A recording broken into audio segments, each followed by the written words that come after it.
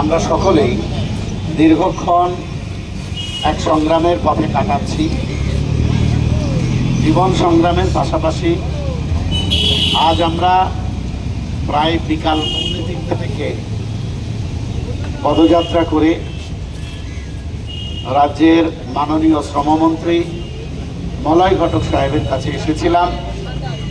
আমাদের পার্টির চেয়ারম্যান তথা ভাঙড়ের বিধায়ক নওশাদ সিদ্দিকী সাহেবের নেতৃত্বে, এবং কি নিয়ে আলোচনা করতে গিয়েছিলাম ইতিমধ্যে কথা হয়েছে, আপনারা জেনেছেন।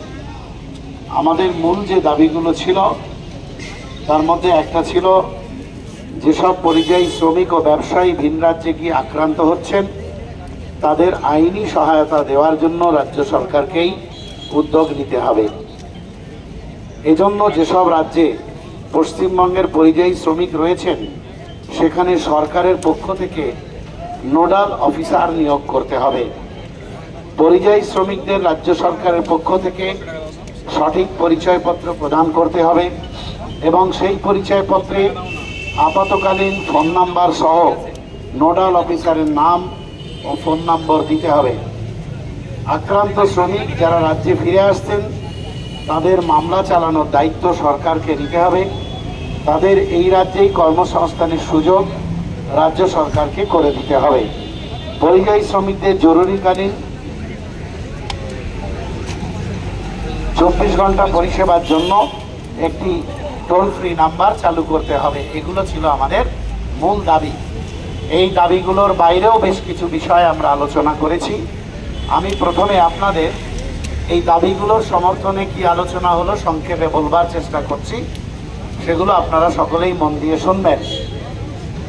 যেসব পরিযায়ী শ্রমিক ও ব্যবসায়ী ভিন রাজ্যে গিয়ে আক্রান্ত হচ্ছেন তাদের আইনি সহায়তা দেওয়ার জন্য রাজ্য সরকারকে উদ্যোগ নেওয়ার কথা জোরালোভাবে তুলে ধরা হয়। সেক্ষেত্রে মন্ত্রী যেটা জানান, আমাদের প্রত্যেকেরই জানা উচিত সেইটা যে বর্তমান যে ভারতীয় ন্যায় সংহিতা এই বিএনএসে একটা জিরো এফআইআর অপশন দেয়া হয়েছে। অর্থাৎ এখন আর সংশ্লিষ্ট রাজ্যে গিয়েই মামলা করতে হবে, সংশ্লিষ্ট রাজ্যে গিয়েই বা সেই থানায় এলাকায় কমপ্লেন করে আসতে হবে, এটা কোনো বিষয় নেই। এটা এই রাজ্যে ফিরে এসে যেখানে আপনার পক্ষে সুবিধা সেই থানাতে বা সেই আদালতে, সংশ্লিষ্ট এলাকার আদালতে মামলা করা যেতে পারবে। এটা আমরা দাবি জানিয়েছি। উনি বলেছেন যে মামলার খরচের কথা আপনারা বলছেন সেক্ষেত্রে বিবেচনা করবেন। এটা তো ওনার একার বিষয় নয়, এটা গোটা গভর্নমেন্টের বিষয়। সেই জন্য উনি বলেছেন যে আমরা বিষয়টা আপনাদের প্রস্তাব আমাদেরকে দিয়ে যাচ্ছেন, আমরা আলাপ আলোচনা করে আপনাদেরকে লিখিত জানিয়ে দেবো।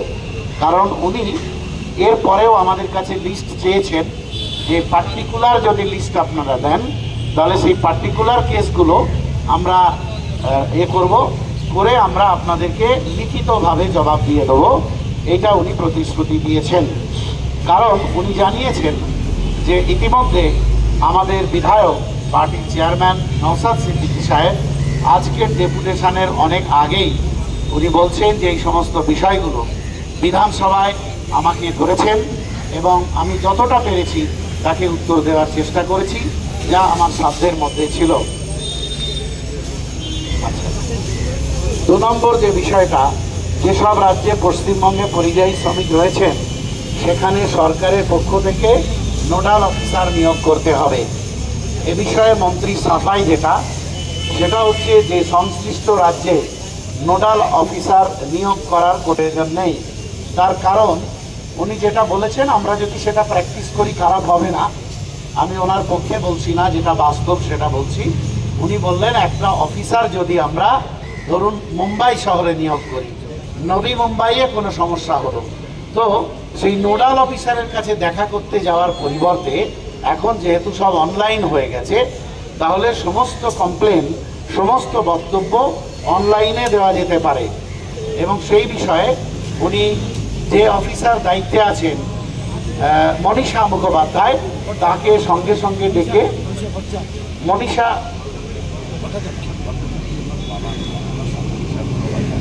মনীষা মুখোপাধ্যায় তার সঙ্গে কথা বলিয়ে দিয়েছেন এবং তিনি আমাদের সঙ্গে কথা বলেছেন, আন্তরিকতাও দেখিয়েছেন যে আপনাদের যে কোনো সমস্যা, আমাদের তাপসবাবুর এলাকার মানুষ, অশোকনগরের মহিলা, উনি অশোকনগরে বাড়ি অফিসারের, তো আপনার সঙ্গে স্পেশাল ফোনাফোনি করছেন, ফোন নাম্বার নিয়েছেন এবং উনি বলেছেন যে পার্টিকুলার যদি কোনো কেস দেন তাহলে আমি সঙ্গে সঙ্গে সেই বিষয়টা করব।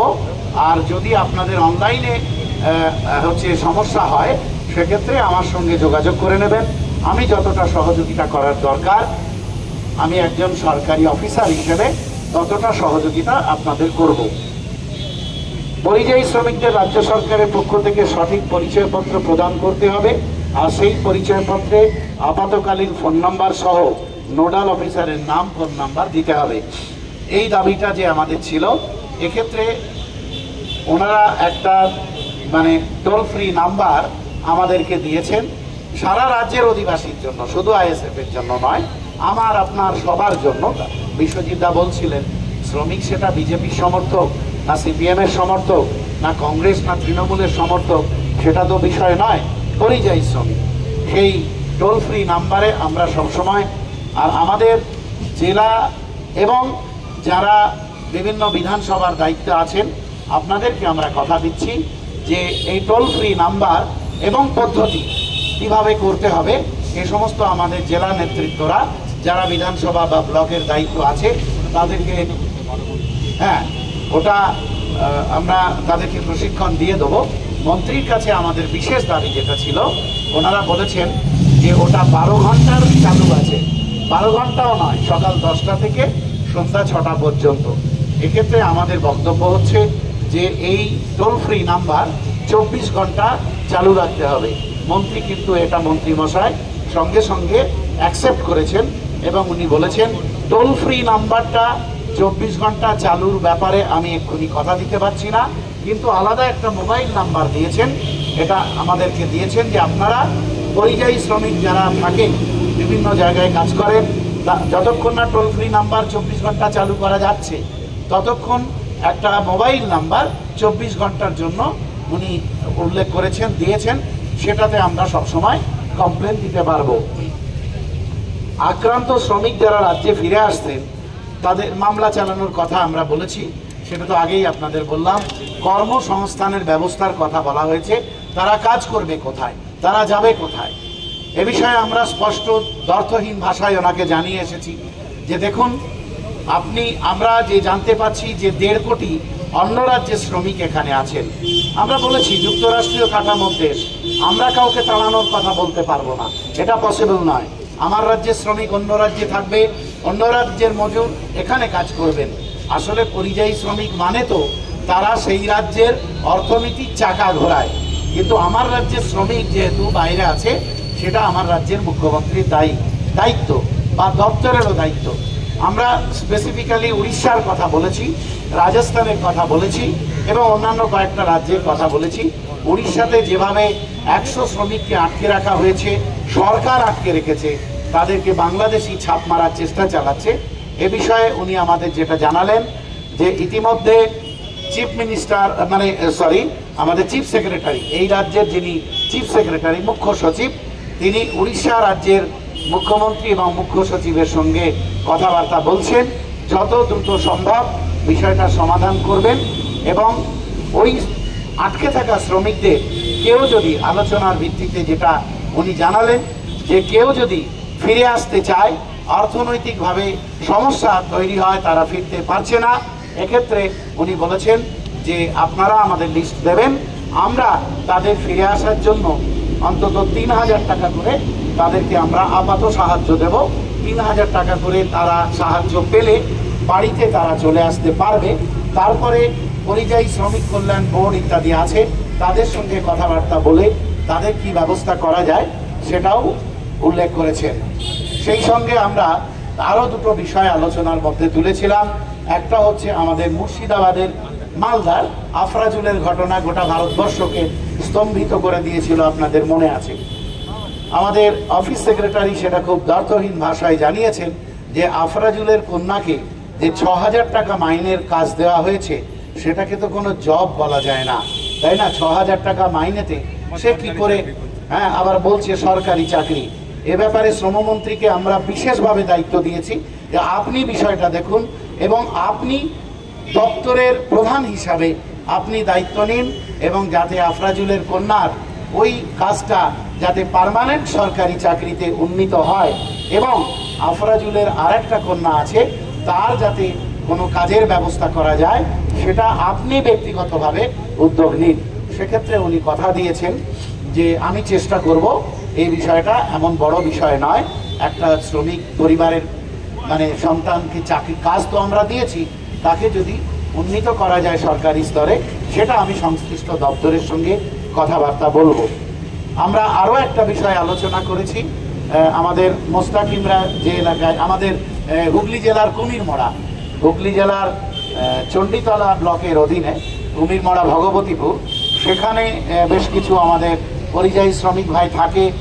রাজস্থানের বিকানিরে আপনারা জানেন, খবরের কাগজে এসেছিল, মিডিয়াতেও হয়েছে, যে সেই বিকানিরে একটা গোটা বিল্ডিং, ভিন্ন ভিন্ন কারণ আছে তাতে, আমি তার মধ্যে যাচ্ছি না, গোটা বিল্ডিং বিধ্বস্ত হয়ে পড়ে এবং অনেক শ্রমিকের মৃত্যু হয়। তার মধ্যে আমাদের 3 জন পরিযায়ী শ্রমিকের মৃত্যু হয়। আমাদের পার্টির এক ঘনিষ্ঠ কর্মী রয়েছে, তার মৃত্যু ঘটে এবং সেক্ষেত্রে তার পরিবারটা অসহায় অবস্থায় আছে। উনি সেক্ষেত্রে এবং তার স্ত্রীও এখানে এসেছেন, তো সেটা উনি বলেছেন যে ঠিক আছে, যদি হচ্ছে নিয়ে আসার জন্য, লাশ বডি নিয়ে আসার জন্য যে সহযোগিতা করা হয় পশ্চিমবঙ্গ সরকারের পক্ষ থেকে, সেটা হচ্ছে 25,000 টাকা দেওয়া হয়। উনি বলেছেন দেরি হয়ে গেলেও, বডি চলে এলেও উনি মনীষাদিকে বলেছেন যে একটু বিষয়টা দেখবেন যাতে ওই 25,000 টাকা ওই আমাদের ওই মহিলা পেতে পারেন, সেটা উনি ব্যবস্থা করতে বলেছেন ওনার দপ্তরের অফিসারকে। এবং হচ্ছে অন্য রাজ্যে কাজ করতে গিয়ে দুর্ঘটনাগ্রস্ত হলে, মারা গেলে যে সুযোগ সুবিধা আছে সেগুলো যাতে পায়, এই প্রস্তাবটা আপনাদের জেনে রাখা দরকার। এই আমি বলছি যে 2 লাখ টাকা ক্ষতিপূরণের ব্যবস্থা বলেছে, ওটা তো কোনো ক্ষতিপূরণ হয় না, আপাত সহযোগিতা, সেটা যাতে ওই আমাদের কুমিরমড়ার ওই যে আমাদের সাথী কমরেড বন্ধু মারা গেছেন, তো সে যাতে পায় সেই ব্যবস্থা উনি বলেছেন করবেন। আর এটা আপনাদের জ্ঞাতার্থে জানায়, আপনাদের জেনে রাখা উচিত যে এটা আগে ছিল না। এই প্রস্তাব, এই যেটা আজকে মন্ত্রী বললেন 2 লাখ টাকা, 25,000 বা ইত্যাদি, এটা আপনাদের জেনে রাখা দরকার, আমাদের গর্ব করা দরকার। আমাদের পার্টির চেয়ারম্যান, আমাদের বিধায়ক, ভাঙড়ের বিধায়ক এই প্রপোজালটা রাজ্য সরকারের কাছে দিয়েছিল এবং বিধানসভার মধ্যে, এবং রাজ্য সরকারকেও ধন্যবাদ জানাবো। আমরা নিশ্চয়ই আমাদের পার্টির চেয়ারম্যান এই প্রস্তাব দেওয়ার পরে রাজ্য সরকার বাধ্য হয়েছেন সেটা মানতে, কারণ জনগণের দাবি, তাকে তো মানতে হবে। সেই জন্য আমরা আরও একবার আমাদের পার্টির চেয়ারম্যানকে করতালি দিয়ে সংগ্রামী অভিনন্দন জানাবো।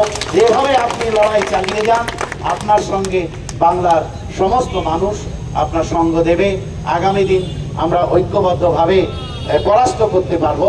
আজকে যারা আমাদের সঙ্গে এই অন্যায়টা করছে, তাদের বিরুদ্ধে আমরা ঐক্যবদ্ধভাবে লড়াই করব, এই প্রত্যয় নিয়ে আমরা মন্ত্রীর কাছ থেকে বেরিয়ে এসেছি।